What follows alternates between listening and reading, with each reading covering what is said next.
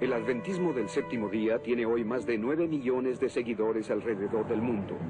Con su atractivo énfasis en las profecías bíblicas, dieta saludable y educación, el movimiento adventista del séptimo día sigue creciendo en una notable proporción.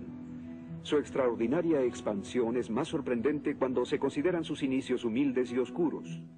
Basados en las enseñanzas y las filosofías de su fundadora del siglo XIX, la profetisa Elena G. de White, el adventismo del séptimo día exhibe una gran influencia a nivel mundial. Ahora, con miles de iglesias en más de 200 países diferentes, el ingreso de la organización excede los 1.300 millones de dólares anuales.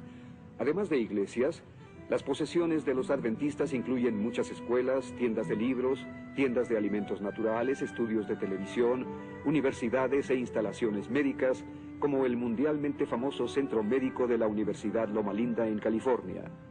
Muchos nuevos miembros son contactados inicialmente a través de sus seminarios de profecía. Estos seminarios se anuncian sin el nombre de los adventistas del séptimo día. Las personas desconocen a menudo el patrocinio de los adventistas.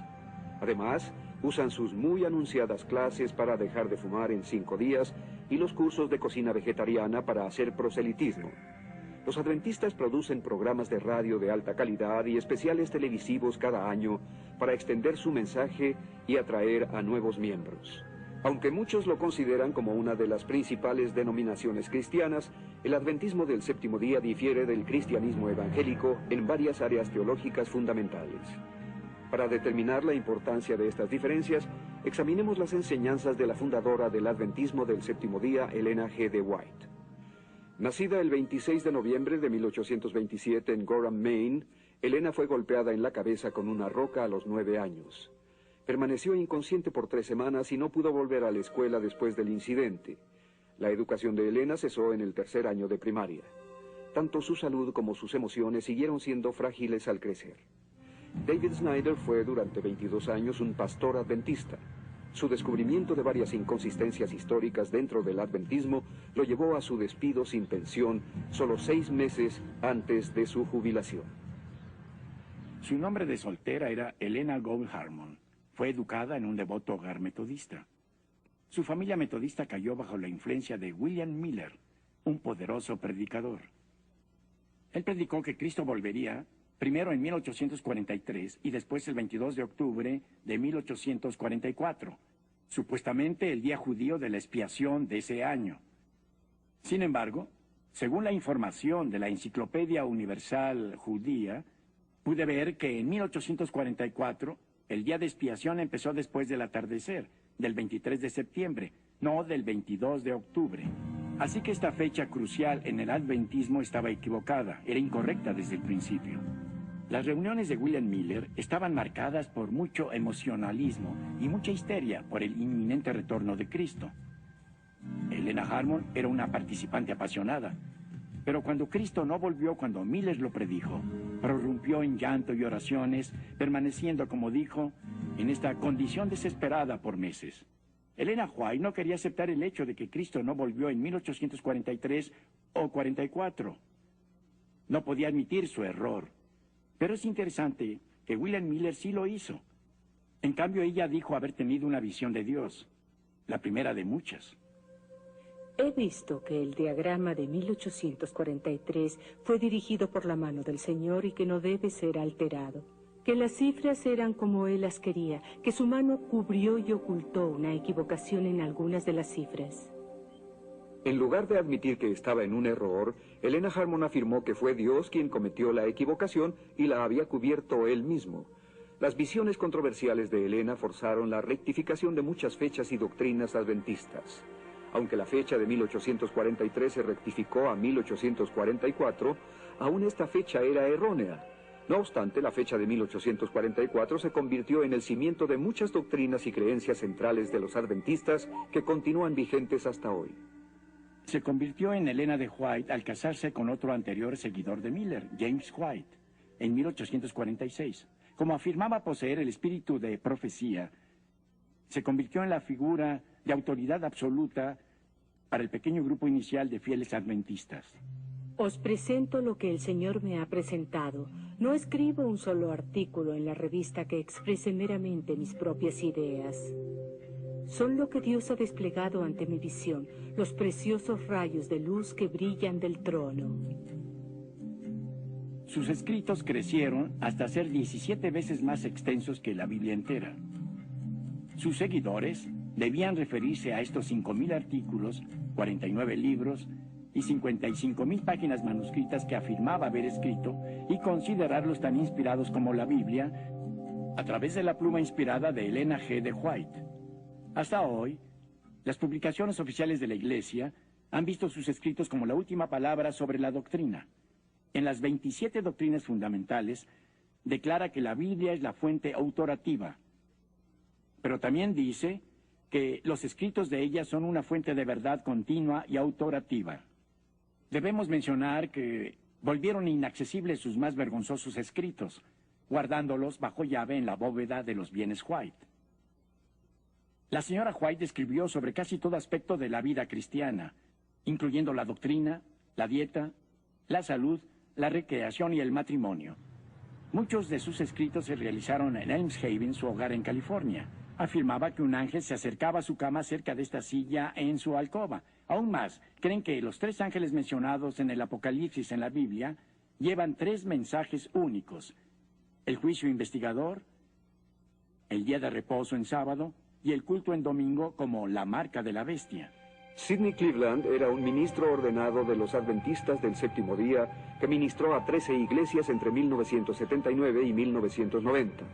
Mientras él investigaba para escribir un libro que daba validez a la inspiración divina de Elena G. de White, Cleveland descubrió tantas falsas profecías que se desilusionó. Más adelante publicó sus hallazgos en un libro titulado Blanqueado, desenmascarando los mitos de Elena G. de White. La Iglesia Adventista del Séptimo Día se fundó sobre profecías referentes a la segunda venida de Jesucristo. No es casualidad que la Biblia contenga muchas advertencias sobre falsos profetas. La prueba bíblica de un falso profeta en el Deuteronomio capítulos 13 y 18 es simplemente si la profecía se vuelve realidad o no. Es un hecho registrado en la historia que las siguientes profecías de Elena G. de White no se volvieron realidad como ella había dicho. Luego me fueron señalados algunos que están en gran error al creer que tienen el deber de ir a la vieja Jerusalén y piensan que tienen una obra que hacer allí antes que venga el Señor. Vi que Satanás engañó gravosamente a algunos con respecto a esto. También vi que la vieja Jerusalén nunca será edificada. Exactamente ha sucedido lo opuesto de lo que Elena White predijo entonces. La vieja Jerusalén ha sido edificada desde 1948, cuando Israel se convirtió en nación. Ella estaba completamente equivocada. Y también predijo en sus primeros escritos que acompañaría a los santos vivientes cuando Jesús volviera. Pronto nuestros ojos se dirigieron al este, porque había aparecido una pequeña nube negra del tamaño de la mitad de la mano de un hombre. Todos supimos que era la señal del Hijo del Hombre. Las tumbas se abrieron y en el mismo momento fuimos transformados y arrebatados juntamente con ellos para encontrar al Señor en el aire. La señora White no formó parte de los santos vivientes de su visión. Este evento no ocurrió durante su propia vida. Aún esperamos el regreso glorioso de nuestro Señor Jesucristo. En lugar de reunirse con los santos vivientes durante el regreso de Jesús, la señora White murió el 16 de julio de 1915 y fue sepultada al lado de su esposo James. Otra de sus profecías falló.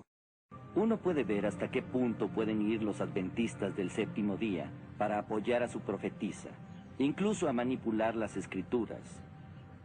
La Biblia de la Palabra Clara, publicada en 1994, tiene un comentario muy amplio para nutrir la fe y el crecimiento, que no es nada más que distorsiones agregadas a la palabra de Dios, para apoyar la teología adventista. También han publicado su Biblia de estudio, con palabras de Elena G. de White incluidas en ella como un comentario inspirado. Otras doctrinas heréticas de los adventistas incluyen la idea de que la expiación de los pecados por Cristo en la cruz fue incompleta, que Jesucristo es el arcángel Miguel y que el infierno no existe. A mediados de 1800, con unos años de diferencia, los mormones, los testigos de Jehová, la ciencia cristiana y los adventistas del séptimo día presentaban doctrinas contrarias a aquellas sostenidas por los tradicionales creyentes en la Biblia. Leslie Martin era una devota seguidora de tercera generación del adventismo del séptimo día y creía que los escritos de Elena G. de White fueron inspirados por Dios. Sin embargo, la enseñanza que había recibido en su sistema escolar comenzó a esclarecerse cuando empezó a estudiar la Biblia. Muchas doctrinas de los testigos de Jehová y de los adventistas son similares. Esto es porque tuvieron comienzos comunes. El fundador de los testigos de Jehová, Charles Taze Russell, fue coautor de un libro llamado Los Tres Mundos, con N.H. Barber de los primeros adventistas. Los testigos de Jehová son solo una de las muchas sectas que surgieron del movimiento adventista. Sin embargo, los adventistas y los testigos de Jehová aún se aferran a las herejías del sueño del alma y de que el arcángel Miguel es Jesús. Los primeros adventistas, incluso James White y Uriah Smith, negaron la divinidad de Jesucristo igual que los testigos de Jehová. Ambos, los testigos de Jehová y los adventistas, produjeron sus propias versiones alteradas de la Biblia para reflejar sus aberrantes doctrinas. Ambos han fijado fechas falsas para el regreso de Jesucristo y fallaron miserablemente en sus profecías. Ambos han cubierto sus errores y han afirmado ser la única iglesia remanente en el mundo.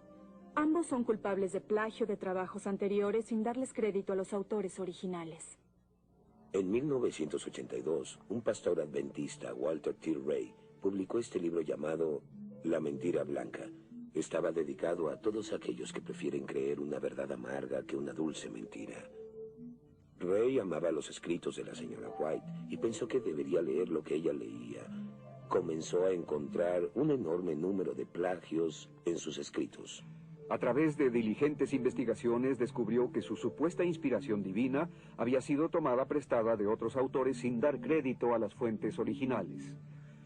Sus principales libros, incluyendo a Patriarcas y Profetas, El deseado de todas las gentes, El espíritu de profecía, El gran conflicto, Mensajes selectos, Hechos de los apóstoles, Palabra de vida del gran maestro, Consejos sobre mayordomía, Evangelismo, La educación cristiana, Obreros evangelísticos, Mensajes para los jóvenes, El ministerio de curación, Mi vida hoy, Profetas y reyes, Hijos e hijas de Dios, El camino a Cristo, Testimonios para la iglesia, El discurso maestro de Jesucristo y otros, contienen material plagiado robado de escritores anteriores. Un libro, Bosquejos de la vida de Pablo, fue plagiado enteramente por Elena G. de White. El resultado fue una demanda y el libro rápidamente dejó de imprimirse. A pesar de la evidencia irrefutable, la Iglesia Adventista del Séptimo Día eligió luchar contra estas acusaciones con un libro titulado La Verdad Blanca. Su línea principal de defensa era que, como no había leyes de derecho de autor en ese momento, Elena G. de White realmente no había violado la ley, lo que por supuesto esquivaba el problema. Más aún, el libro intentó reforzar firmemente la postura de la señora White como profetisa inspirada divinamente, declarando en la página 71 que lo que somos como iglesia es un reflejo de nuestra fe en la autoridad divina, evidente en los escritos de Elena G. de White. Sin embargo, la jerarquía adventista del Séptimo Día ha sido incapaz de comprobar que siquiera el 20% de los escritos de White son originales. Igualmente dudosas son las visiones que declaró recibir de Dios. Algunas de estas visiones resultaron ser solamente descripciones verbales de pinturas y dibujos que había visto en libros previamente publicados por otros autores. Dan Snyder siguió los pasos de su padre, convirtiéndose en pastor adventista. Su análisis de las enseñanzas de Elena G. White causaron que más tarde dejara el adventismo y entrara al ministerio cristiano. Aquellos quienes examinan los primeros documentos que contienen los consejos de Elena G. de White para la dieta y la salud se sorprenderán. Debemos tomar en cuenta que era una dama victoriana con ideas muy conservadoras sobre el sexo opuesto. La mayoría de sus consejos de salud se relacionaban con sojuzgar los apetitos sexuales masculinos que ella consideraba excesivos. Sus sermones de este tema son largos, pero pensaba que los apetitos sexuales se controlaban a través de la dieta.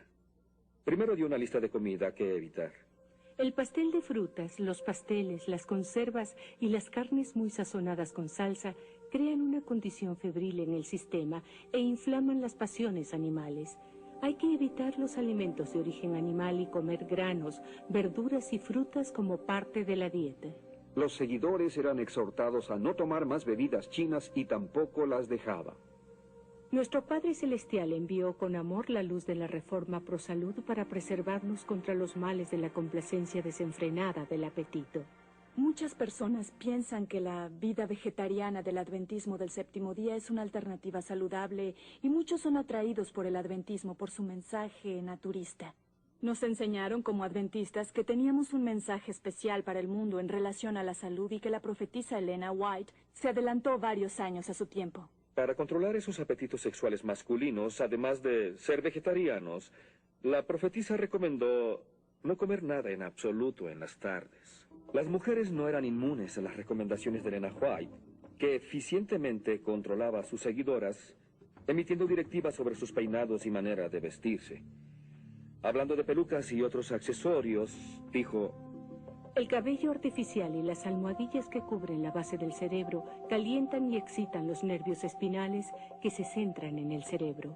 En consecuencia, muchas han perdido la razón y se han vuelto completamente locas al seguir esta moda deformante. Sin embargo, las esclavas de la moda continuarán vistiendo así su cabeza y sufrirán horribles enfermedades y muerte prematura. Una vez que el peligro mortal de las pelucas fue resuelto, Elena G. de White intentó imponer un cálido, incómodo y muy raro estilo de vestir en